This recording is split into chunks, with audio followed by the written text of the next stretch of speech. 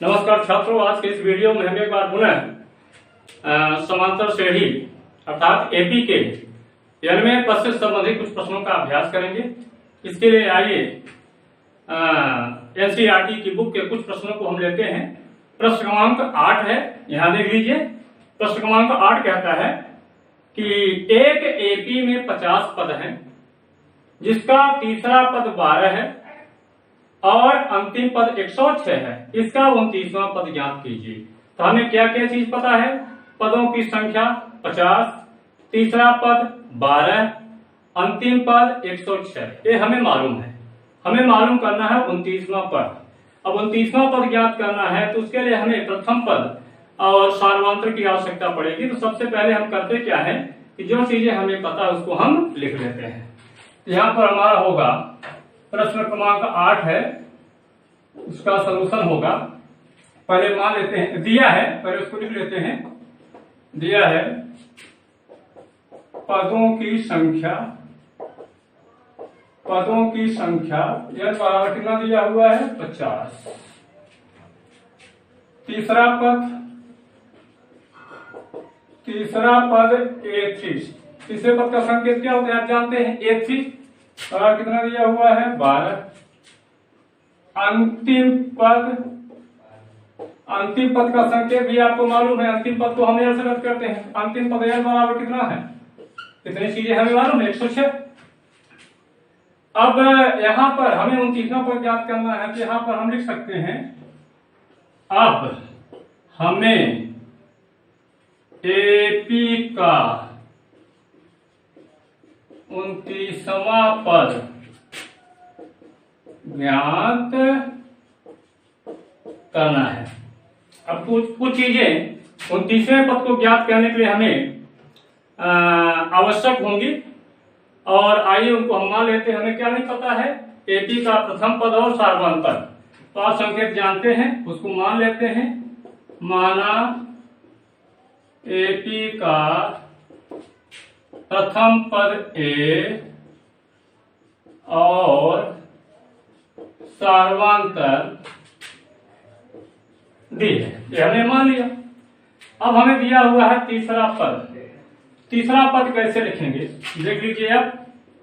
अब तीसरा पद A3 बराबर होता क्या है? यहां देखिए सूत्र में लिख रहा हूं, व्यापक पद या एनवा पद। व्यापक पद या एनवा पद संकेत क्या होता है? एन। व्यापक पद या एनवा पद एन बराबर होता है a plus n minus 1 into d. एक सूत्र होता है व्यापक पद या एनवे पद के लिए। अब यहां से हम किसी भी पद को ज्ञात कर सकते हैं यदि ये एन और डी मालूम हो। तो इसके हिसाब से यहाँ क्या हो जाएगा? तीसरा पद हो जाएगा ए प्लस, यहाँ देखिए एन है तो एन है, यहाँ 3 है तो हो जाएगा 3 माइनस 1 इंटू डी। इम्प्लाइड यहाँ तीसरा पद है कितना जरा देख लीजिए। तीसरा पद दिया हुआ है 12, इधर हो जाएगा दिया गया मान, इधर हो जाएगा उसका सूत्र ए प्लस 3 में घटा दिए कितना जाएगा? 2d। ये हो गया। अब घुमा के लिख दीजिए, या ए प्लस 2d बराबर हो गया 12। इसका नंबर दे समीकरण नंबर 1। ये हमारे पास ए और डी में एक समीकरण मिल गया है। ए और डी का मान ज्ञात करने के लिए हमें एक समीकरण की और आवश्यकता पड़ेगी। उसके लिए भी हमें एक चीज मालूम है, अंतिम पद। तो अंतिम पद का सूत्र लगाते हैं। पुनः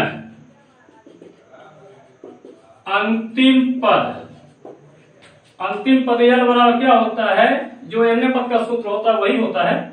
एल बराबर a plus n minus 1 into d. अब इसमें एल बराबर कितना है जरा देखिए। एल का मान दिया हुआ है 50 है। अंतिम पद यहाँ पर अंतिम पद एल बराबर 106। प्रथम पद नहीं पता है। पदों की संख्या 50, एल बराबर 50 तो 50 रख दिया माइनस 1 इंटू डी। तो हो गया 106 बराबर हो गया ए प्लस 50 में घटा दीजिए 49d। और समीकरण को जब हम लोग लिखते हैं तो अज्ञात राशियों वाले पद को हम लोग बाएं में लिखते हैं। तो ये हो जाएगा, या कर दीजिए ए प्लस 49D बराबर हो गया 106। ये हो गया हमारा समीकरण नंबर 2 हो गया। अब यहाँ पर समीकरण 2 है, यहाँ समीकरण 1 है। अब इसमें से क्या करते हैं, समीकरण 2 और समीकरण 1, इसमें ए और डी दो अज्ञात राशियां हैं, तो इनको हम हल करते हैं। तो हल करने में क्या करना होगा, एक समीकरण में दूसरे समीकरण को घटाना होगा। ये विलोपनगिरी है, क्योंकि जरा देखिए यहाँ प्रथम पद यहाँ है ए और यहाँ भी प्रथम पद ए है, दोनों सेम है। तो जब हम घटा देंगे तो एक अज्ञात राशि ये विलुप्त हो जाएगी, तो दूसरी अज्ञात राशि का मान हमें पता चल जाएगा। तो यहाँ हम क्या कहेंगे, समीकरण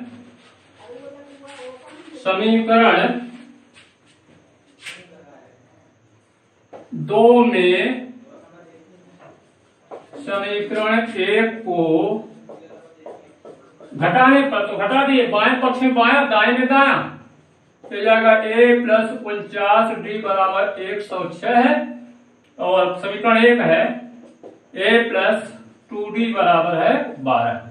घटा रहे हैं तो घटाने पर चूंकि a को घटा है तो a के चिन्ह बदल जाएंगे, प्लस है तो हो जाएगा माइनस, ये भी हो जाएगा माइनस, ये भी हो जाएगा माइनस, ये कैंसिल हो गए। 49 में 2 घटा दीजिए, आ गया 47D, और 106 में 12 घटा दीजिए तो ये हो गया 94। तो D बराबर हो गया 94 बटे 47, 47 एकम 47 दूना। तो ये लीजिए हमारे पास सार्वधातुक मिल गया। कितना मिल गया, D का मान 2 मिल गया है। अब सार्वधातुक D का मान तो क्या करेंगे, हमें A भी चाहिए, तो D के मान को हम चाहे समीकरण 1 में रख दें या समीकरण 2 में रख दें, जहां भी इच्छा हो, दोनों से हमें D का मान मिल जाएगा। तो लिख दीजिए, अब D का मान समीकरण 1 में रखने पर, तो रख दीजिए समीकरण 1 है, तो यहां पर क्या होगा, D जहां है वहां रख देंगे हम 2, तो क्या आ जाएगा a प्लस 2D, D के स्थान कितना है यहाँ 2, बराबर क्या हो जाएगा 12। तो हम समीकरण 1 में जहां D था वहां D का मान रख दिया, 2 रख दिया। इस प्रकार से हमें मिला 2 दूना 4, ये हो गया 12, 4 को उधर ले जाए, 12 माइनस 4, ये हो गया a बराबर हो गया 8। तो हमें सार्वधातुक भी मिल गया और प्रथम पद भी मिल गया। अब हम 29वां पद ज्ञात करते हैं, तो 29वां पद आराम से निकाल लेंगे, अब दिक्कत नहीं है। यहां पर लिख देते हैं, अब 29वां पद होगा क्या, A29 बराबर क्या हो जाएगा, a plus 29 minus 1 into D. यहां पर हम सूत्र जरूर लिख देंगे। यहां पर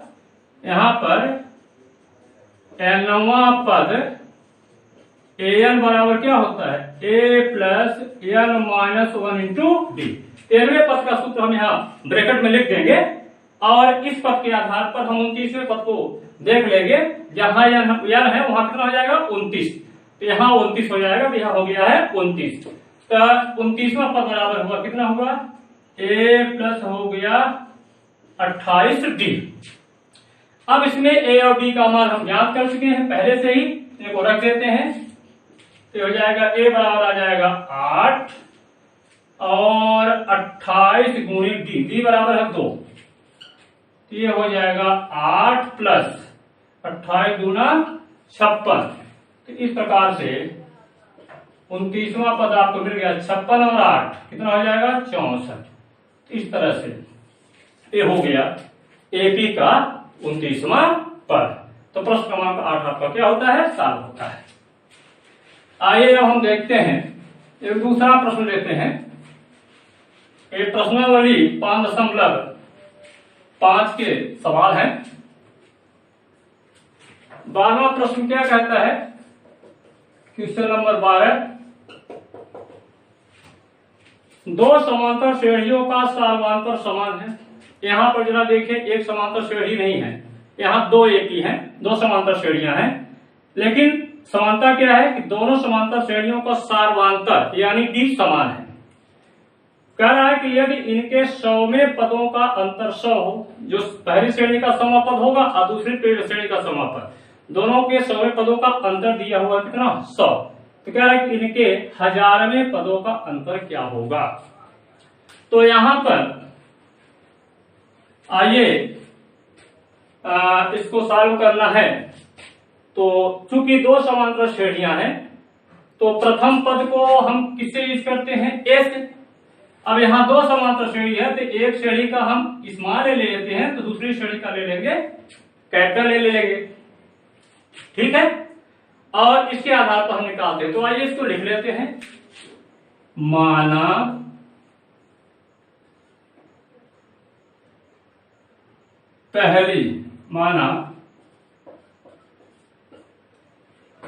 पहले समांतर श्रेणी का प्रथम पद ए, पहली समांतर श्रेणी का प्रथम पद ए और दूसरी समांतर श्रेणी का प्रथम पद ए। पहली समांतर श्रेणी का प्रथम पद स्मॉल ए हमने लिया और जो दूसरी समांतर श्रेणी है उसका पता हमने क्या ले लिया कैपिटल ए। स्मॉल ए ताकि दोनों में अंतर बना रहे। हाँ, सार्वधानता दोनों क्या है समान है। मान लीजिए माना दोनों श्रेणियों का सार्वधानता डी है। डी से हमारा क्यों क्या रहा कि सार्वधानता समान है तो जितना पहली श्रेणी का सार्वधानता डी है दूसरी श्रेणी का भी सार्वधानता कितना होगा डी होगा। अब यहां दिया क्या है, दिया इनके 100वें पदों का अंतर 100 है। प्रश्नानुसार या कह सकते हैं दिया है दोनों, यहां मैं एपी यूज कर रहा हूं, दोनों एपी के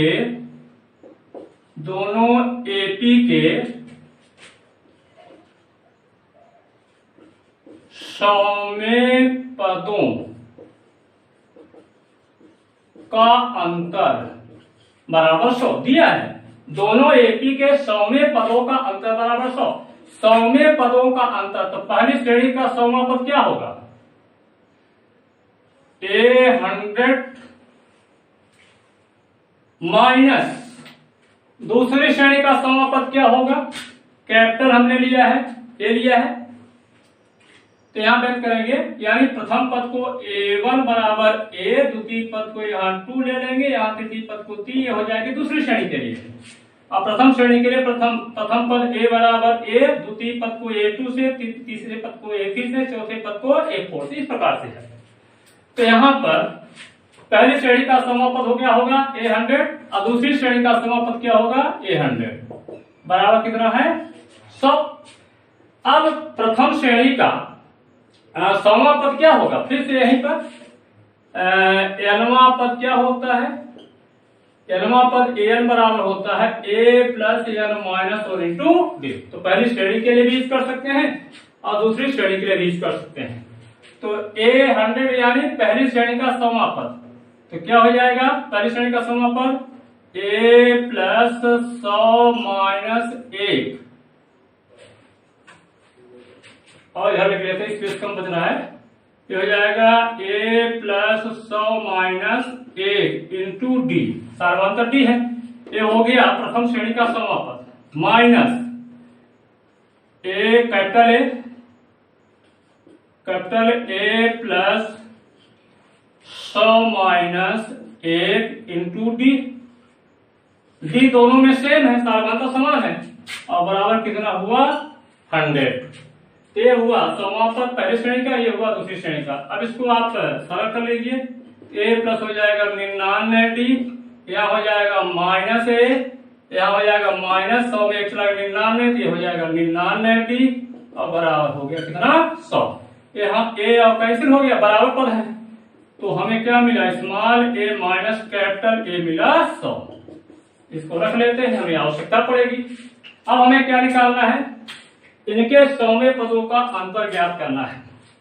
यहां लिख देते हैं दोनों एपी के 1000वें पदों का अंतर दोनों एपी के 1000वें पदों का अंतर, दोनों एपी के 1000वें पदों का अंतर बराबर क्या हो गया?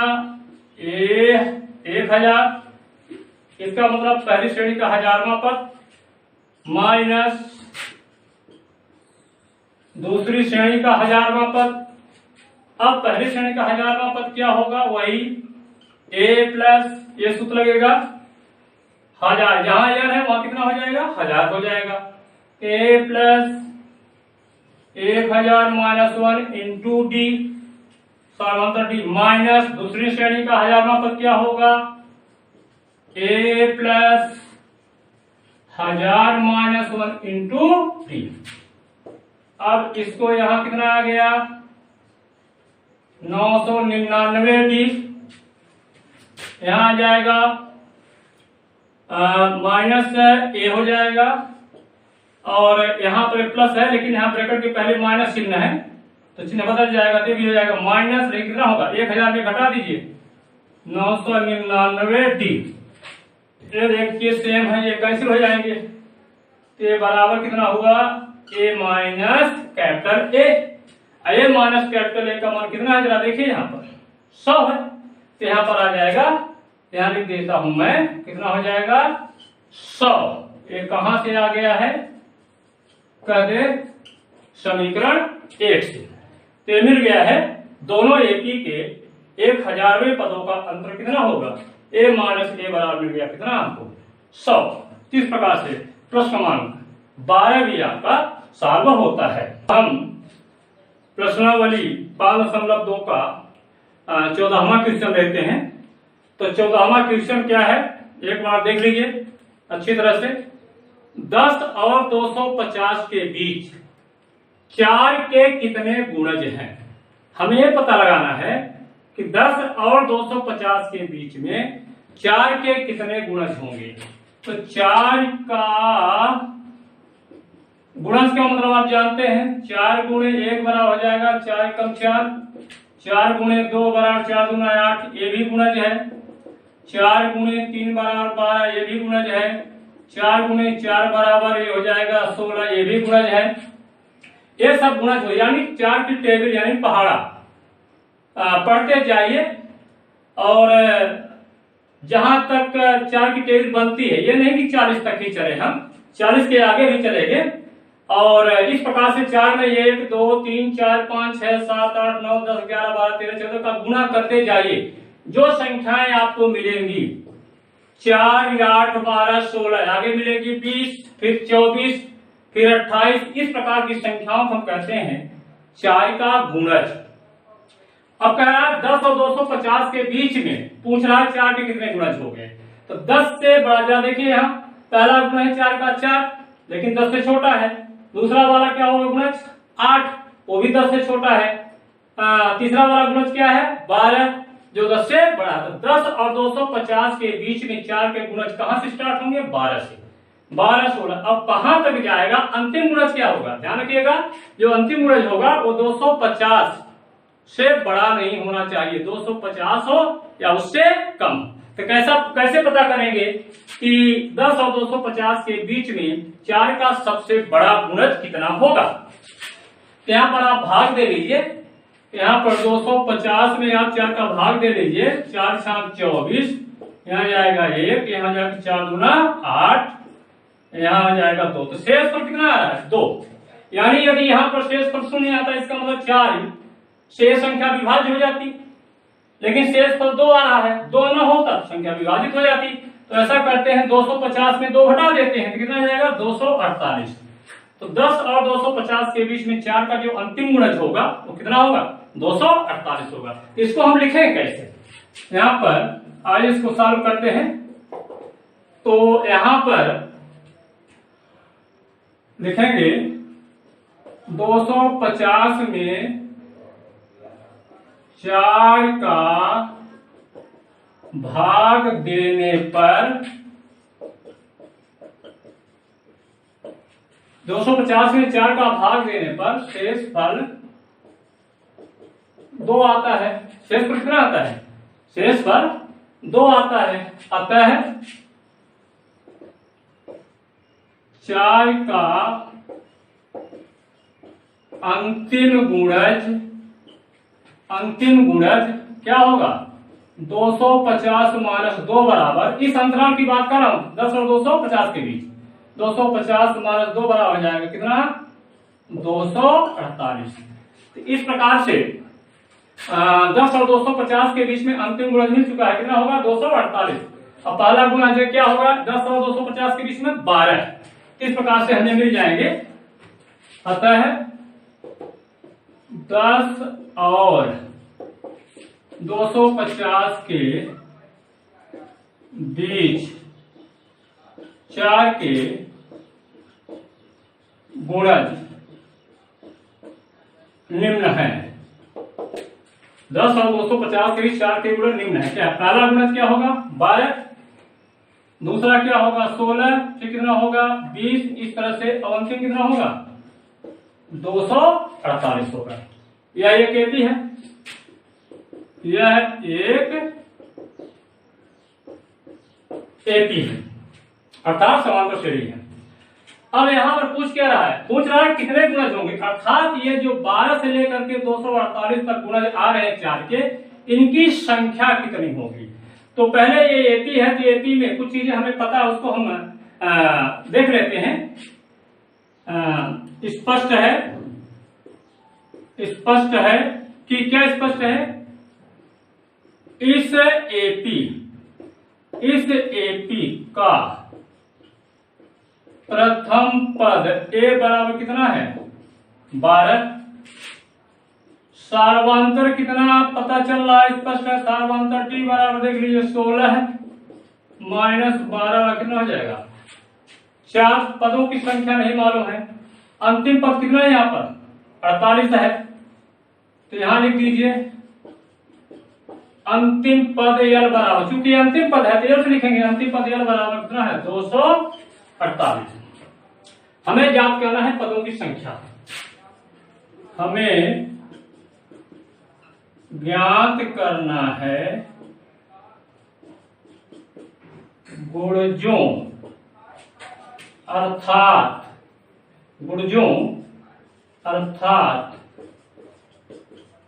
पदों की संख्या या हमें क्या याद करना? हमें ज्ञात करना है गुणजों अर्थात पदों की संख्या या। कैसे ज्ञात करेंगे? अब अंतिम पद का सूत्र लगा दीजिए। तो अब अंतिम पद यल बराबर क्या होता है? यहां पर एक चीज ठीक है, यहां पर अंतिम पद यल बराबर हो जाएगा a plus L minus 1 into D. इसमें रख दीजिए अंतिम पद का मान कितना है? देखिए 248। प्रथम पद कितना है? 12। पदों की संख्या पूछ रहा है गुणे डी। सार्वंतर कितना है यहाँ पर? देखिए 4 डी। अब इसको हम सरल कर लेते हैं। यहां से हमें यल का मान मिल जाएगा। कितना आ जाएगा? 248 माइनस 12 को इधर ला लीजिए। 12 बराबर हो जाएगा यल माइनस 1 इंटू डी। यहाँ पर डी का मान हम रख देते हैं। डी का मान कितना आया था? 4 आया था, तो यहाँ हम रख देते हैं 4 डी का मान। ये प्रथम पद का मान है या सार्वंतर का मान है? 4 हो गया, तो यहाँ जाएगा 4। 248 में 12 घटा लीजिए तो कितना जाएगा? 236 बराबर यल माइनस 1 गुणे 4। 4 को इधर लाइए, गुणा है इधर भाग हो जाएगा। 236/4 बराबर हो जाएगा यल माइनस 1। 4 काट दीजिए। 4 पंचे 20, 4 नहीं 36, तो आ गया 59 बराबर हो गया यल माइनस 1। एक इधर लाइए तो हो जाएगा 59 धन 1 बराबर n। तो या यल बराबर कितना हो गया? 60। अतः गुणजों की संख्या कितनी होगी? कुल 60। यहां लिख सकते हैं अतः कुल गुणजों की संख्या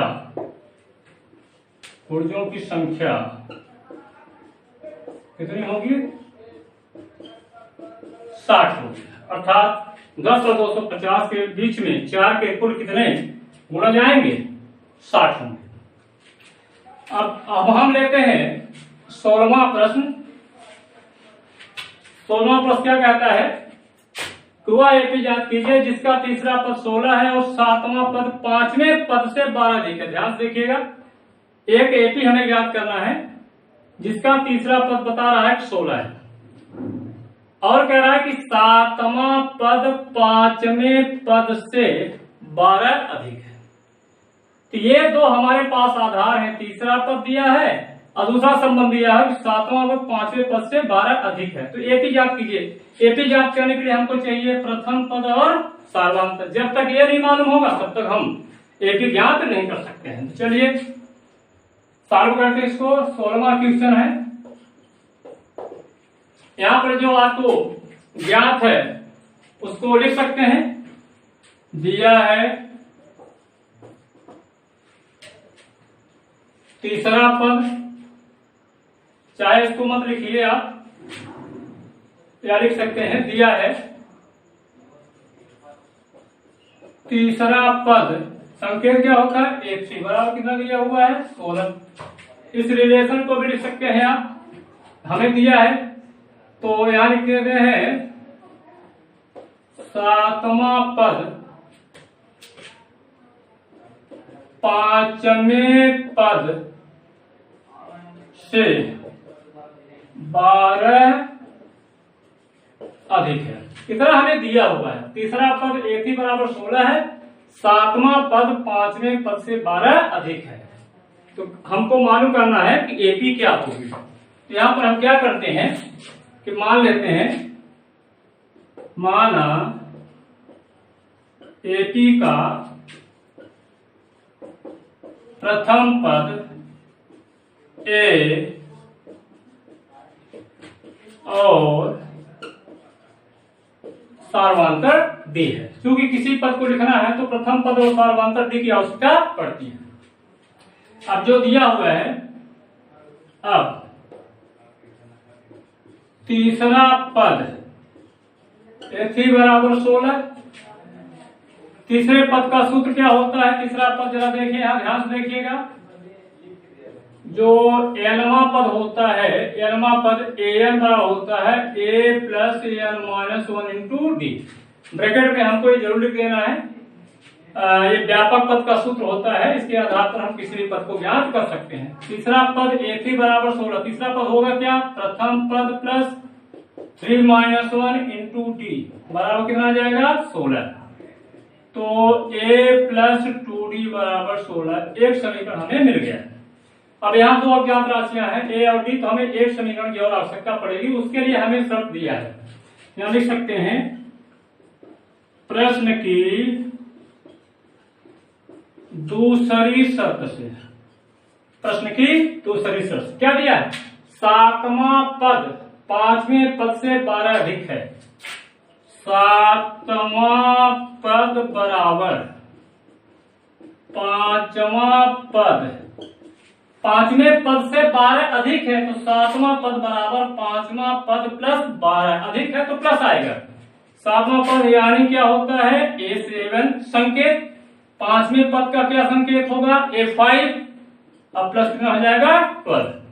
और 7वां पद का रूप क्या होगा? यहां से देखिए आप, ये हो जाएगा 7वां पद यानी a प्लस 7 ऋणी 1 इंटू डी। 5वें पद का रूप क्या बनेगा? a प्लस n की जगह 5 ऋणी 1 इंटू डी और प्लस 12। तो यहाँ पर ये और ये तो कैंसिल हो जाएगा, बराबर है, एक दाईं ओर है एक बाईं ओर है। 7 में घटा दीजिए, कितना आ गया? 6d। यहाँ आ गया आपका 5 में घटा 4d और धन कितना हो गया? 12। डी वाले जो पद हैं, सजाती पद हैं, उनको एक तरफ लाते हैं तो 6d माइनस 4d वाला कितना हो गया? 12। तो आगे क्या हो जाएगा? 6d में 4d घटा दीजिए तो 2d बराबर आ जाएगा 12।